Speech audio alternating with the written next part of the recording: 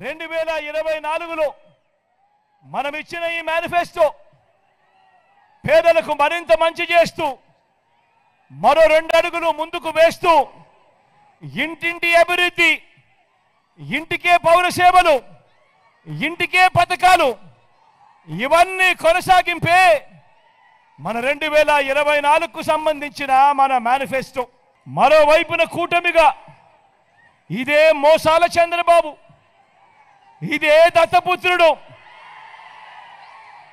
ఇదే బీజేపీ, ఇదే ఈనాడు, ఇదే ఆంధ్రజ్యోతి, ఇదే టీవీ5 వీరందరి కుట్రలు కుతంత్రాలు, వీరందరి అబద్ధాలు, వీరందరి మోసాలు, వీరికి తోడు నోటాకొచ్చినన్ని ఓట్లు కూడా రాని ఓ చంద్రబాబు కాంగ్రెస్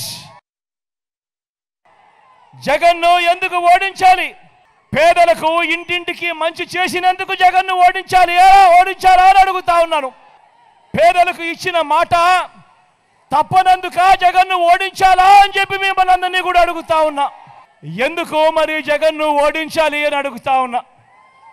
ఇదే చంద్రబాబును, ఇదే ఈ కూటమిని, వీళ్ళందరినీ కూడా గట్టిగా అడుగుతా ఉన్నాను, ఎందుకు జగన్ను ఓడించాలని.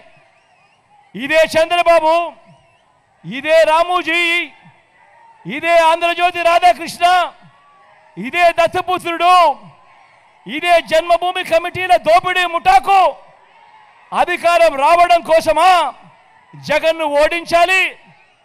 వీరందరూ కలిసి రాష్ట్రాన్ని, ప్రజలను దోచుకోవడం కోసమా, దోచుకొని వాళ్ళందరూ కూడా పంచుకోవడం కోసమా జగన్ను ఓడించాలి అని అడుగుతా ఉన్నా.